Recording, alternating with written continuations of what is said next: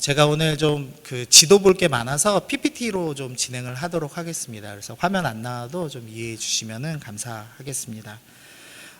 지금 대통령 선거 시즌인데요. 여러분은 누구를 지지하고 계십니까? 이제 제가 물어보고 대답하시면 안 됩니다. 네, 그 순간 이제 큰일 나거든요. 저는 개인적으로 이응을 지지하는데, 네, 셋 다 이응이에요. 네, 네. 아마 이제 누구 지지한다 그러면 아마 막 이렇게 갈릴 겁니다. 근데 사실 이제 뭐 대선 뭐 누가 좋냐 안 좋냐 그 얘기를 하려고 하는 건 아니고요. 우리가 어떤 대통령을 왜 지지하느냐에 따라서 사실 우리의 욕망이 드러난다는 생각을 좀 하게 됐습니다. 우리가 어떤 마음속에는 그럴싸한 답을 갖고 있지만 사실 마음 깊은 곳에 있는 욕망이 있기 때문에 그 특정 후보를 지지할 수도 있다는 말입니다. 오늘 저희가 함께 살펴볼 거는요, 이제 사울왕에 대해서 좀 살펴보려고 합니다. 그러면서 우리 안에 있는 욕망들 좀 점검해 보시는 시간들 가지시면 좋겠습니다. 근데 문제는 이 사울왕을 배우기 위해서는 반드시 이 사사시대를 좀 이해를 해야 됩니다. 그래서 사사시대를 간략하진 않은데 하여튼 정리를 좀 하고 넘어가도록 하겠습니다. 사사시대는 이 여호수아가 가나안을 정복한 이후부터 사울왕 등극까지 약 한 330년의 기간을 다루고 있습니다. 이 사사 12명의 역사를 다 더하면 410년이 되는데요. 그래서 헷갈립니다. 보통 이제 온니엘 다음에 바로 에훗이 있고 누가 있고 해서 12명이 쭉 나열돼야 410년이 되는데 실제 기간은 330년입니다. 무슨 의미냐면 겹치는 사사들이 있습니다. 그러니까 지역에 따라 겹치는 사사들이 있기 때문에 좀 혼란스럽습니다. 그래서 그걸 좀 살펴봐야 하는데요. 먼저 사사기는 시간 순으로 이렇게 분류가 되어 있지 않습니다. 그래서 거꾸로 17장부터 21절까지가 초기에 어떤 시대였는지를 설명을 합니다. 먼저 17장, 18장에 미가의 신상 사건이 나오는데요. 이 미가라는 한 사람이 어머니의 돈을 훔쳤다가 그것을 다시 돌려주고 그 돈으로 우상을 만들고 그 다음에 레위인 한 사람을 집으로 초청해서 집안의 제사장으로 삼는 스토리입니다. 그랬다가 단지파가 저 우상도 괜찮아 보이고 저 레위인을 제사장 삼은 것도 괜찮아 보여서 뺏어가는 스토리가 진행이 되죠.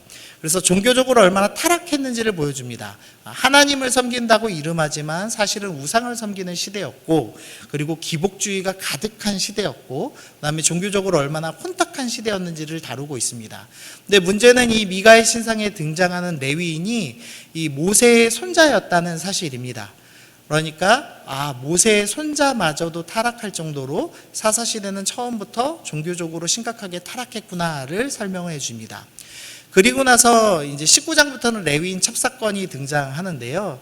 이 스토리는 다 아시죠? 제가 어린아이들이 있어서 다 설명 못합니다. 하여튼 성적인 범죄들이 있었고 이 베냐민 지파가 그 성적인 범죄를 저지르고 사람을 죽인 사람들을 덮어주죠.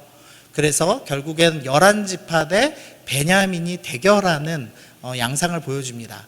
그래서 이 사건을 통해서 사회적으로 얼마나 타락했는가, 성적으로 얼마나 타락해 있는지, 그리고 폭력과 살인이 얼마나 쉽게 일어나고 있는지, 그리고 지파들 간에 서로 이기주의가 얼마나 심각해져 있는지, 그래서 아무리 악인이어도 우리 지파 사람은 내놓을 수 없어 라고 주장하는 베냐민 사람들의 이기적인 모습을 보면서 사사시대는 처음부터 타락해 있었구나 라는 것을 보여줍니다. 지금 이 이스라엘 전체 지도인데요. 지금 지파별로 제가 분류해 놨습니다. 아마 잘 보이시진 않을 건데 대략 이렇게 분류되어 있다만 보시면 될 것 같습니다. 요단강 서편에 있는 북쪽 지파들입니다. 이쪽은 이 므낫세, 서쪽 므낫세 지파, 이사갈, 스불론, 아셀, 납달리 단지파들. 원래 단지파는 이 남쪽에 있어야 되는데요. 아까 그 미가의 신상 사건과 함께 북쪽으로 올라가죠. 그래서 가장 북쪽에 있는 지파가 됩니다. 그리고 요단강 서편에 있는 지파들입니다. 보통 에브라임 산지라고 부르는 중앙, 그리고 이 중앙에 성소 실로가 있었고요. 그 밑으로는 지금 베냐민 지파가 있고 좀 유다 지파가 있고 시므온 지파가 위치해 있었습니다. 그리고 이제 동쪽으로 가시면 요단강 동편 북쪽에는 동쪽 므낫세 지파가 있었습니다. 근데 이게 좀 헷갈리는데요. 이 지파로 나누기가 좀 어렵습니다. 왜냐하면은 이 길르앗이라고 부르는 지역에 따라서 좀 움직이는 경향이 있어서 길르앗이라고 부를 때 이게 갓 지파인지 동쪽 므낫세 지파인지 좀 헷갈립니다. 어쨌든 요단 동편 북쪽에는 이 길르앗 지역이 주로 있구나 이렇게 생각하시면 되고요. 이 요단 동편 남쪽에는 갓 지파와 루벤 지파가 있습니다. 그래서 이 사사기를 보실 때 지역적으로 좀 이렇게 나뉘었다를 좀 알고 보시는 게 조금 더 좋습니다. 그러니까 요단강을 경계로 해서 이 동편이 있고 서편이 있고 그다음에 북쪽과 남쪽에 따라서 조금 지파들이 다르게 움직이고 있다는 사실입니다. 그리고 이제 이방 민족이 있는데요. 이 위쪽에는 암몬이 있고 밑에 쪽에 모압이 있습니다. 그리고 이 바닷가 쪽에 제가 방향치라서 헷갈려서 그럽니다. 이해해 주십시오. 이 바닷가 쪽에는 블레셋의 5개의 도시 가사와 아스글론과 아스돗과 에글롯과 가드가 있습니다. 근데 이 블레셋은요, 이 사사기 후반부에 들어오는 민족입니다. 그래서 초반부에는 블레셋이 없어서 유다 지파가 수월하게 정복을 하죠. 그랬다가 나중에 이제 삼손이 있을 때쯤에 이제 블레셋이 들어오는 것을 볼 수가 있습니다. 어쨌든 이런 식으로 좀 분류가 되어 있습니다. 근데 이 사사시대 초기에 사사기 3장에 보면은 북쪽에 있는 메소포타미아에 있는 구산 리사다임이라는 왕이 쳐들어와서 8년간 압제를 하는 스토리가 있습니다. 근데 유다 지파 가장 남쪽에 있는 사사가 이 메소포타미아 왕과 대결을 해서 승리하고 나라를 지키는 스토리가 있죠. 그러니까 이때만 해도 이 이스라엘이 한 공동체라는 생각을 갖고 있었습니다. 그리고 이 사사들도 너무 당연하게 북쪽에 있는 우리 지파들이 공격당하면 우리가 도와줘야지라는 생각을 갖고 있었습니다. 그러니까 여호수아에게 훈련을 받고 비교적 괜찮은 리더들이었습니다. 그런데 이제 4장과 5장으로 넘어가서 사사 드보라가 올 때부터는 조금 이상한 움직임이 있습니다. 지금 이 위쪽에 있는 하솔이라는 지역에 하솔왕 야빈이 압제를 하고 있는 시기였죠. 그러니까 주로 북쪽 사람들이 압제를 당하고 있었습니다. 그리고 사사 드보라는 에브라임 산지 중앙 지역을 다스리고 있었는데요. 이 사사 드보라가 이 하솔 주변에 있는 지파들을 위해서 군대를 모으죠. 그리고 이제 승리하는데 그때 길르앗과 단과 아셀 지파는 참여하지 않아서 비판받는 스토리가 나옵니다. 그러니까 벌써 우리 같은 이 한 이스라엘 지파가 공격당하고 있음에도 불구하고 도와주지 않는 지역 이기주의가 좀 시작됐구나라는 것을 좀 볼 수가 있습니다. 그리고 나서 이제 가장 문제죠. 사사 기드온이 시작합니다. 이 기드온이 승리를 하고 나서 나중에 마지막 장면인데요. 기드온이 아내가 많음으로 그의 몸에서 낳은 아들이 70명이었다라고 합니다. 이 아내 한 명이 70명을 낳을 수는 없겠죠. 네, 우리 동물도 아니고 그러니까 여러 아내를 거느렸다는 겁니다. 그러니까 여러 아내를 거느렸다는 의미는 이 주변에 있는 다른 지파들하고 결혼으로 동맹을 맺는 거죠. 그래서 사실상 자신이 왕처럼 지냈다는 겁니다. 그래서 세겜에 있는 그 기드온의 첩도 아들을 낳았으니 그 이름을 아비멜렉이라고 했습니다. 근데 여기 아비멜렉의 이름이 뜻이 뭐냐면 아비는 아버지라는 뜻이고요. 멜렉은 왕이라는 뜻입니다. 그래서 나의 아버지는 왕입니다. 라는 뜻을 갖고 있습니다.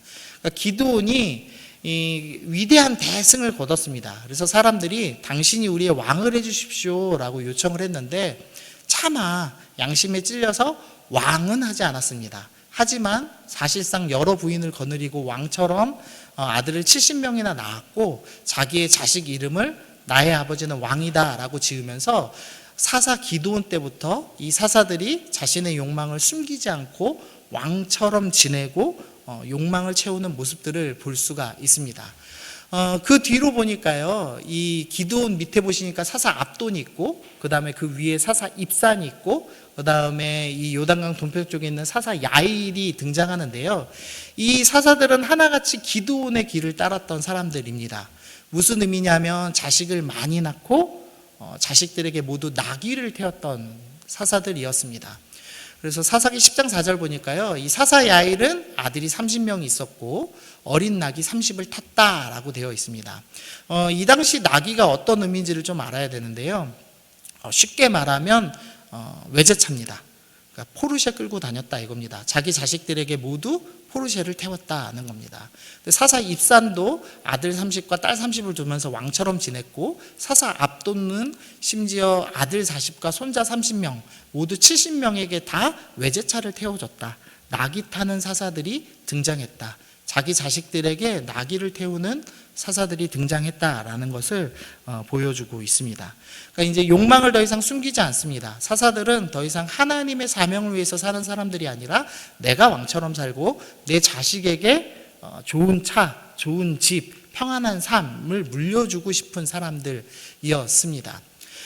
이 정도가 되니까 하나님께서 이제 심판을 하시죠.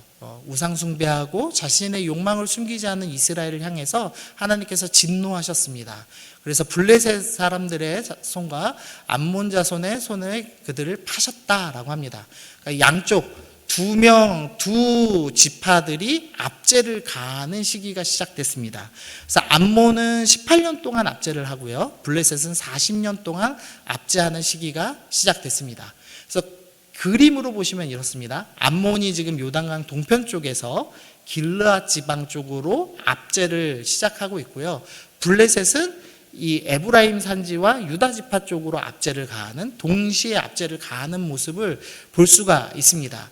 근데 제가 위에다가 지금 사사 압돈, 사사 입산, 사사 야일 표시해 놨죠. 무슨 의미냐면 동시대에 일어난 일입니다. 그러니까 우리 동족인 유다 지파, 그리고 길르앗 동편에 있는 갓 지파와 르우벤 지파는 지금 압제를 당하고 있는데, 북쪽에 있는 사사들은 자기 자식에게 나귀를 태우면서 살고 있습니다. 외제차 태우고 떵떵거리면서 살고, 동족의 아픔은 전혀 돌아보지 않는 지역 이기주의가 너무너무나 심해진 상태를 엿볼 수가 있습니다.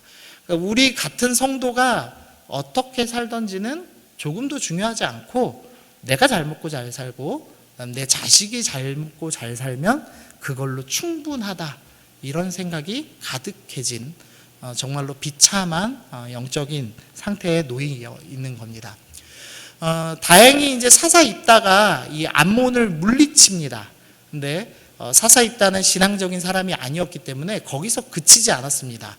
자기 자존심을 내세우기 위해서 에브라임 산지 중앙을 보호하고 있던 에브라임 지파와 내전을 시작합니다. 그래서 요단강 동편에서 전쟁을 하죠, 에브라임 지파와. 그래서 사사기 12장 6절에 보니까 이 에브라임 사람의 죽은 자가 4만 2천 명이었다라고 기록을 합니다. 그러니까 입다와, 그러니까 이 길르앗 지방에 있는 병사들과 에브라임 산지에 있는 에브라임 지파 병력이 서로 대결을 했는데 에브라임 지파가 4만 2천 명이나 죽었습니다. 참고로 이스라엘이 처음 가나안 땅에 올 때의 병력이 에브라임 지파가 한 3만 8천 명 정도입니다. 그러니까 시대가 한 200년 좀 넘게 지났다고 치더라도 이 에브라임 지파 병력이 많아야 5만 6만이 안 됐을 겁니다. 그러니까 사실상 괴멸했다. 거의 에브라임 지파의 남자들 상당수가 죽었다라고 봐도 무방한 상태가 된 겁니다. 그러니까 이제는 지역 이기주의를 넘어서 서로가 서로를 죽이는 상태로 나아갔다는 것을 볼 수가 있습니다. 이제 그리고 나자, 그리고 사사 삼손이 하나님께서 주신 사명은 저버리고 여자 꽁무니만 쫓아다니다가 결국은 눈이 뽑히고 죽임당한 이후에 블레셋이 복수를 하기 원했습니다. 그래서 이제 에브라임 산지 중앙까지 쳐들어옵니다. 근데 문제는 아까 입다와 내전 때문에 더 이상 에브라임 지파가 이 에브라임 산지를 보호할 수가 없었습니다. 에브라임 산지에는 이 성막이 있는 실로가 있었는데 이 실로를 보호할 방법이 없었습니다. 그래서 결국 성막 실로가 파괴되는데요, 시편 78편 말씀 보니까요, 하나님이 들으시고 분내어 이스라엘을 크게 미워하사 사람 가운데 세우신 장막 곧 실로의 성막을 떠나시고, 하나님께서 분노하셔서 이 인간들의 악함을 보시고 성막을 떠나셨다. 그래서 실로가 파괴되었다라는 구절입니다. 또 예레미야서 26장에 보니까 이 성전이 실로같이 되겠고 이 성이 황폐하여 주민이 없으리라. 그러니까 이 예루살렘이 바벨론에 의해서 망할 텐데 어느 정도 망할 거냐? 실로처럼 망할 거다. 이 사사시대에 성막이 있었던 실로처럼 망하게 될 것이다 라는 예언을 합니다. 그러니까 이 당시에 이 사무엘상에서 기록이 남아있진 않지만 성막 실로가 철저하게 파괴되었구나 라는 것을 알 수가 있습니다. 그리고 나서 그 소식을 듣고 나서 엘리가 목에 부러져서 죽고 하나님의 궤가 빼앗기는 것으로 이 사사시대가 마무리가 되죠. 그러니까 결론적으로 이야기하면은 사사시대는 철저하게 우상숭배하고 종교적으로도 타락하고 사회적으로도 타락하고 거기다 지역 이기주의가 심해지면서 심지어는 동족들끼리 서로 물어뜯고 싸우면서 성막이 하나님의 성전이 어떻게 되든지 말든지 자기들끼리 싸우다가 결국엔 하나님의 궤가 빼앗기고 완전히 성소가 있던 실로가 파괴되는 지경에 다다랐습니다. 대제사장은 목에 부러져서 죽었고 언약궤는 완전히 빼앗기는 것으로 사사시대가 마무리가 됩니다. 그래서 이렇게 좀 정리해 봤습니다. 제가 종교적 타락이 있었습니다. 그리고 사회적으로 이렇게 타락했습니다. 그리고 낙이 타는 사사들이 물질주의, 욕망을 숨기지 않고 드러내고 자기 자식들 낙이 태우려고 하다가 결국 하나님의 나라를 말아먹었습니다. 이렇게 정리할 수가 있겠습니다. 그래서 사사기는 이렇게 결론을 내립니다. 그때 이스라엘 왕이 없으므로 사람이 각기 자기 소견에 옳은 대로 행하였더라. 이 사사기를 기록한 저자는 이 사사시대의 이 영적인 타락들, 사회적인 타락들, 이 문제들은 다 어디서부터 출발한 것이냐? 하나님을 왕으로 섬기지 않았기 때문입니다 라고 결론을 내립니다. 우리 인생에서 우리의 영혼이 왜 피폐되고 우리가 왜 망해가는가? 그 이유는 하나님을 왕으로 섬기지 않았기 때문입니다 라고 사사기의 저자가 설명을 하는 겁니다. 근데 하나님께서 이렇게 철저하게 실패하고 망할 수밖에 없는 이스라엘에게 하나님이 은혜를 베푸십니다. 사무엘상 5장에 보면 언약궤가 블레셋에게 빼앗기고 난 뒤에 일이 나옵니다. 이에 사람을 보내며 블레셋 모든 방백을 모으고 이르되 이스라엘의 신의 궤를 보내어 그 있던 곳으로 돌아가게 하고 우리와 우리 백성이 죽임당함을 면하게 하자 하니 이는 온 성읍이 사망의 환난을 당함이라. 거기서 하나님의 손이 엄중하심으로 죽지 아니한 사람들은 독한 종기로 치심을 당하에 성읍의 부르짖음이 하늘에 사무쳤더라. 이제 이스라엘은 완전히 망했습니다. 블레셋을 그대로 냅두면 이제 성막이 있던 실로가 파괴됐고 남쪽으로 가서 파괴를 하든 북쪽으로 가서 파괴하던 이 블레셋의 병력에 의해서 이스라엘은 끝날 수밖에 없는 상황이었습니다. 근데 하나님께서 긍휼을 베푸시죠. 어떻게 하시냐면 친히 싸우시기로 결정하십니다. 그래서 빼앗긴 것처럼 보였던 언약궤가 오히려 싸우기 시작하는 겁니다. 그래서 언약궤가 있던 도시마다 독한 종기가 전염병이 펴지면서 수많은 사람들이 죽임을 당하기 시작합니다. 이 몇 년 전만 해도 이 본문 보면서 뭐 얼마나 전염병 심했겠어 이랬는데 지금은 뭐 다 체감하시죠. 코로나 퍼졌다고 생각하면 딱 맞을 것 같습니다. 블레셋에 총 5개의 대도시가 있는데요. 지금 빨간색으로 표시한 3도시가 이 언약궤가 있던 도시였습니다. 그리고 가사와 아스글론은 직감적으로 삼손하고 싸웠던 기록이 있거든요.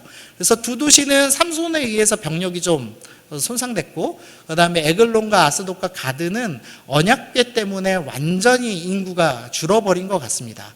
그래서 약 20년 동안 블레셋이 이스라엘을 점령하지 못하는 사건이 일어납니다. 그래서 그 20년 동안에 어떤 일이 있냐면 하나님께서 사사 사무엘을 키우시죠.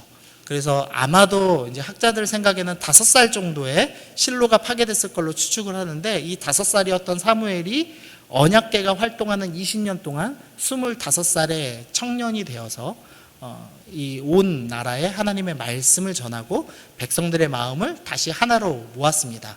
지역 이기주의에 사로잡혀 있고 하나님을 버렸던 이 백성들이 이 성막 실로가 파괴되는 것을 보고 충격을 받았고, 그리고 사무엘의 말씀을 들으면서 하나님을 따라야 되구나 결정을 한 겁니다. 그래서 결국은 미스바의 사건을 통해서 블레셋에게서 그 압제에서 이제 해방이 되죠.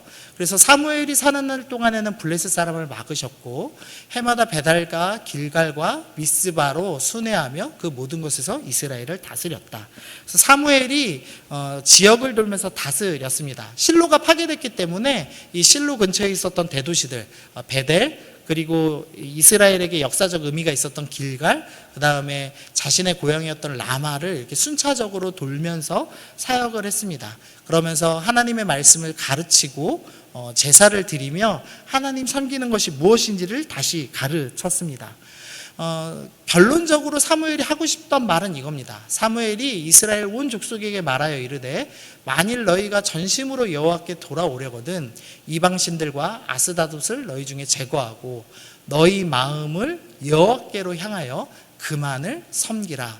그리하면 너희를 블레셋 사람의 손에서 건져내시리라.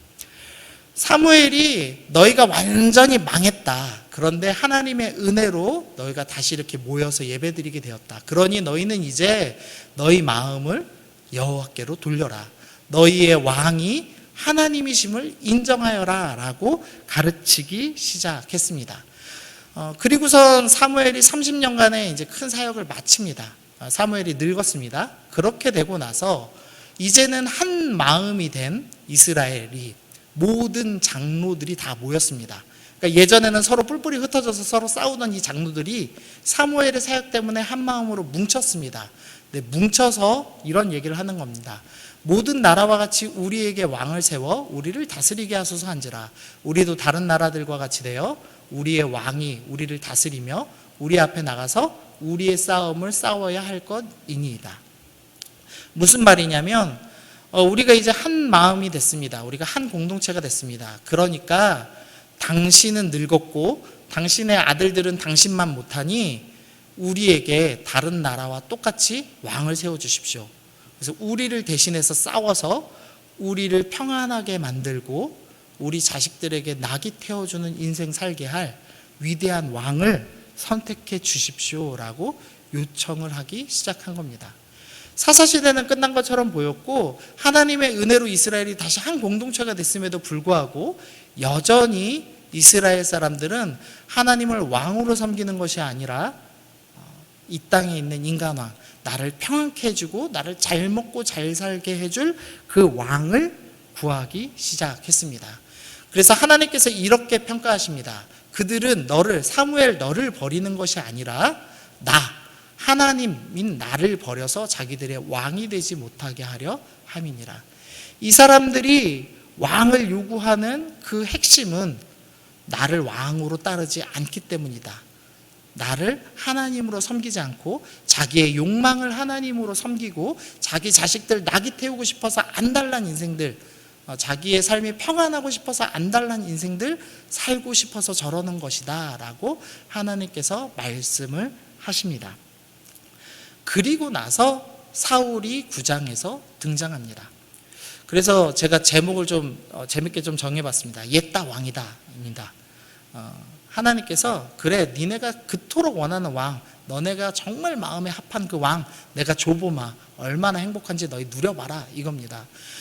사무엘상 9장 1절 보니까요, 베냐민 지파의 기스라 이름하는 유력한 사람이 있으니 그는 아비엘의 아들이여 해서 쭉 누구의 현손이면 베냐민 지파더라. 그다음 2절 보시면 기스에게 아들이 있으니 그의 이름은 사울이요 준수한 소년이라.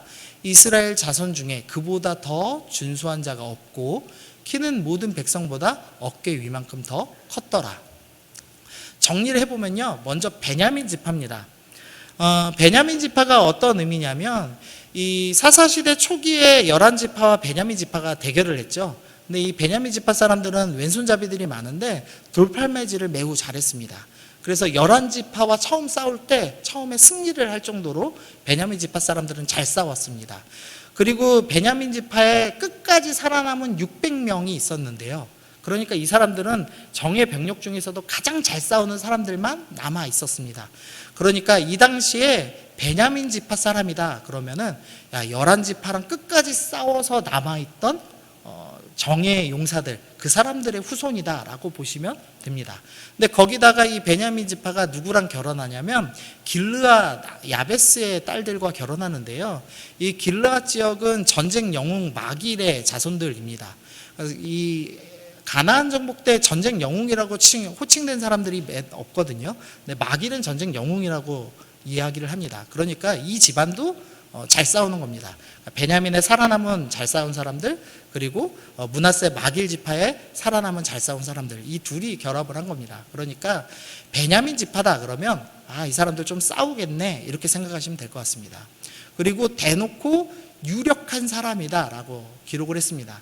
돈이 많습니다라는 의미이기도 하고 권력 있고 힘 있고 유명한 집안의 사람이다라고 생각하시면 될 것 같습니다. 그리고 아비엘의 아들이고 스롤의 자손이고 하면서 쭉 나오면서 아비야의 현손입니다라고 묘사가 되는데요.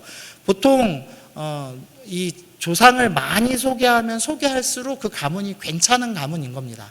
사울이 누구의 이 조상 현손까지 소개할 정도라면 사울의 집안은 정말 유명하고 괜찮은 가문입니다라고 표현을 하는 거죠. 그리고 준수한 소년입니다. 잘생겼습니다. 누구보다도 잘생겼다라고 묘사를 하죠. 그리고 키는 모든 백성보다 어깨만큼 더 큽니다라고 묘사를 합니다. 그러니까 키가 제일 크고 제일 잘생겼는데 잘 싸우고 돈 많고 집안이 아주 괜찮은 사람입니다. 그래서 제가 이 청년단한테 이거 설교할 때마다 조인성이라고 합니다. 네. 네. 다 바로 느껴지시더라고요. 조인성 같은 사람을 하나님께서 왕으로 세우신 겁니다. 괜찮죠?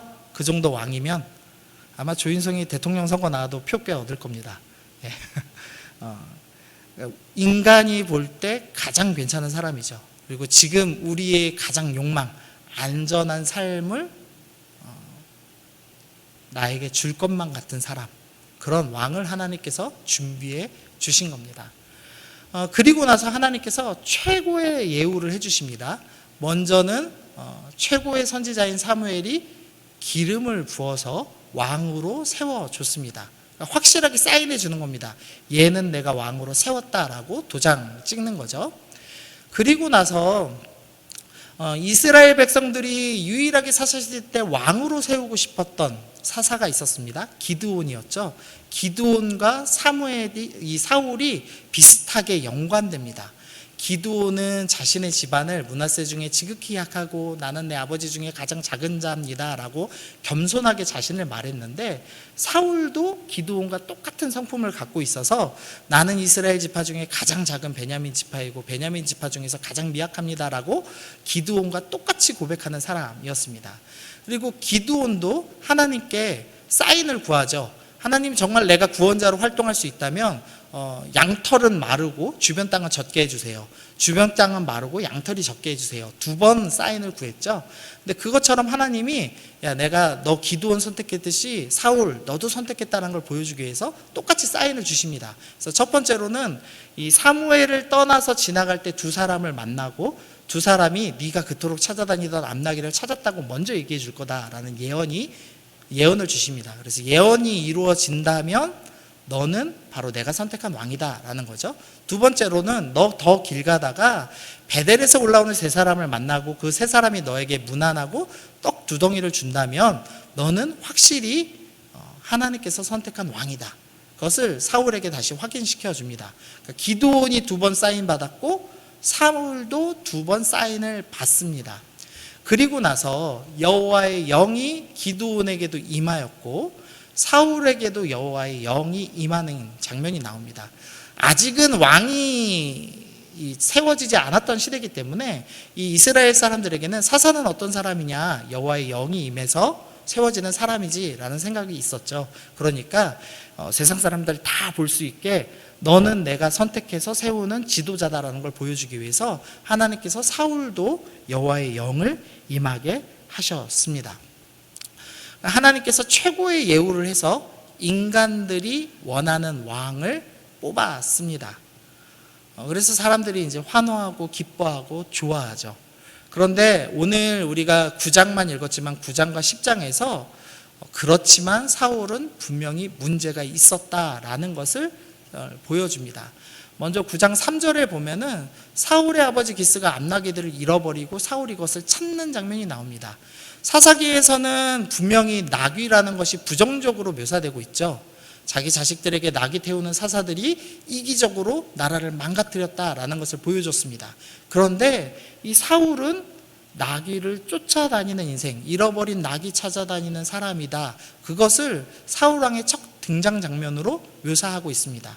사울이라는 사람은 겉보기에는 괜찮고 왕이 될 만한 자격을 완벽히 갖고 있지만 너희가 원하는 너희와 똑같은 나귀를 쫓는 인생이다라는 것을 본문이 드러내고 있는 겁니다.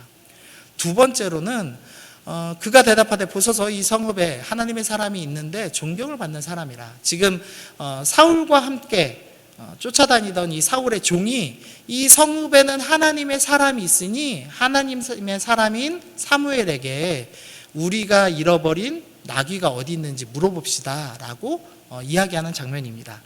근데 여기서 반응이 이상한 게요, 사울이 이 하나님의 사람이 누군지 전혀 모르는 모습을 보여줍니다. 이 하나님의 사람 사무엘은 지금 5살 때부터 선지자로 이름을 날렸고 지금 학자들마다 좀 추산은 다르지만 한 55세 정도 됐다고 보거든요. 한 40년 이상을 이스라엘에서 사역을 하면서 하나님의 말씀을 전하고 실로가 파괴됐음에도 불구하고 제단을 쌓고 하나님을 다시 예배드리게 한 가장 유명한 사람이었습니다. 그리고 사울의 고향과 아주 가까운 곳에서 사역을 했던 사람이었습니다. 그런데 사울이 하나님의 사람인 사무엘을 모릅니다.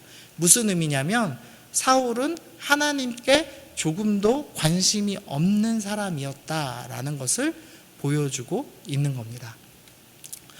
세 번째로는 그가 내 백성을 블레셋 사람의 손에서 구원하리라. 사무엘을 통해서 하나님께서 사울 네가 무엇을 해야 되는지 내가 설명해 주마. 너의 사명은 뭐냐면 블레셋 사람의 손에서 이 이스라엘을 구원하는 것이다.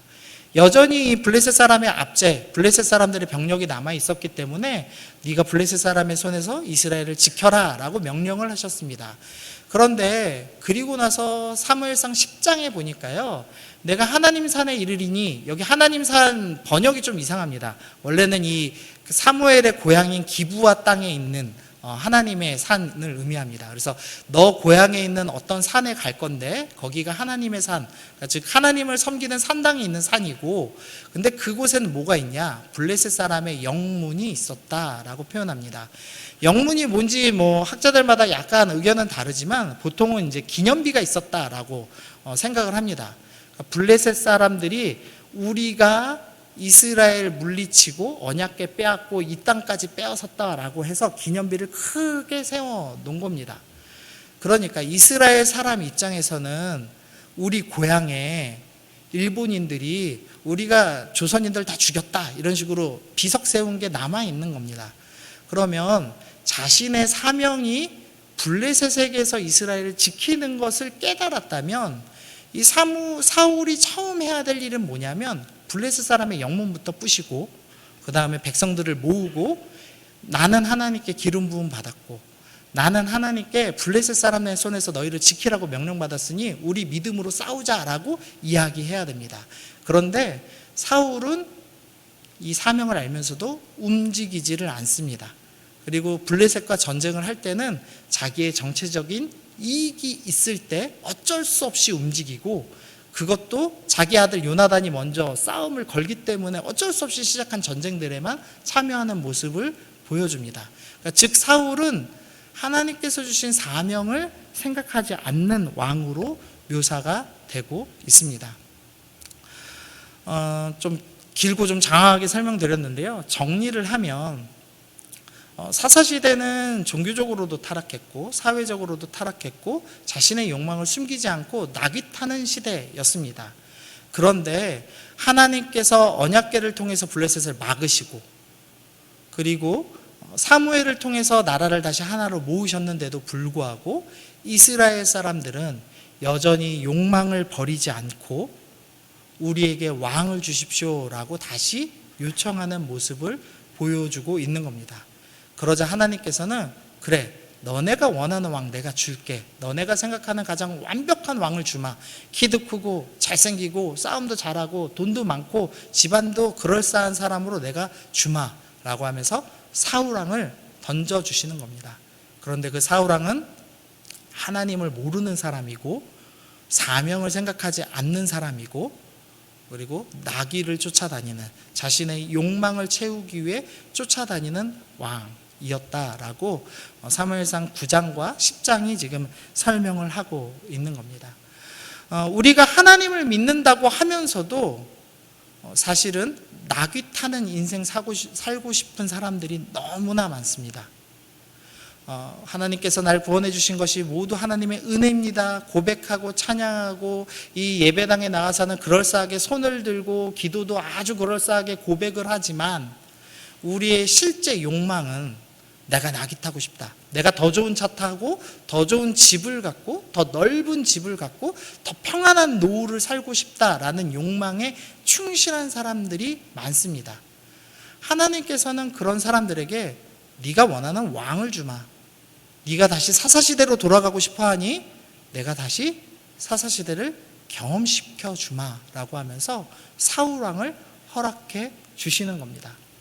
그래서 이 사사시대와 이 왕정시대 중간에 아주 재밌는 현상이 있는데 사무엘이라는 늙은 선지자는 이미 사사시대를 극복하고 하나님을 왕으로 섬기며 하나님의 왕인 다음 시대를 살아갑니다. 그리고 다윗이라는 볼품없는 목동, 낮에는 덥고 밤에는 추운 데서 자야 하는 이 목동, 이 어린 다윗은 하나님을 왕으로 섬김으로 왕으로 기름 부음 받고 다음 시대, 사사시대를 지나 다음 시대를 살아가고 있죠. 그런데 가장 잘생기고 가장 힘이 있고 가장 유력한 사울과 그 장로들은 자기 스스로 하나님을 버리고 우리에게 왕을 주셔서 고백하고 다시 나귀 타고 싶어서 사사시대로 돌아가는 이상한 모습을 보여주고 있는 겁니다. 그래서 한 같은 공간 안에 어떤 사람은 사사시대를 살고 있고 어떤 사람은 하나님께서 허락하시는 왕정시대, 새로운 왕인 다윗이 올, 메시아가 올 그 시대를 바라보며 살고 있는, 그것이 혼재되어 있는 이상한 시대가 오늘 본문에 나온 시대입니다. 여러분은 어떤 시대를 살아가고 계십니까? 여러분은 지금 어떤 왕을 원하고 계십니까? 성경은 분명히 얘기하는데 욕망과 하나님은 양립할 수 없다고 가르칩니다. 하나님과 재물은 겸하여 섬길 수 없다고 가르치십니다. 그래서 너희가 사울을 왕으로 세우든지 아니면 나를 왕으로 세우든지 선택할 수밖에 없다라고 분명히 우리 가운데 가르쳐 주십니다. 그래서 우리가 이 본문을 듣고 꼭 해야 될 일이 있다면, 주님, 내가 정말로 하나님을 왕으로 섬기고 있습니까?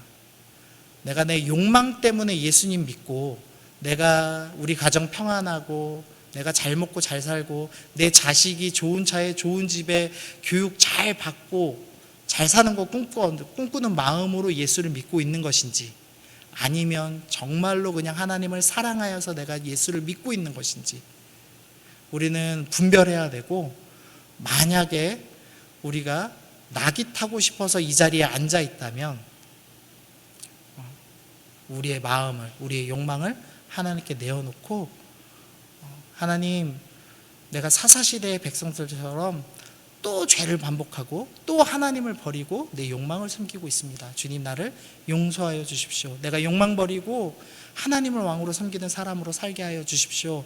우리가 회개하고 고백하며 살아가야 되겠습니다.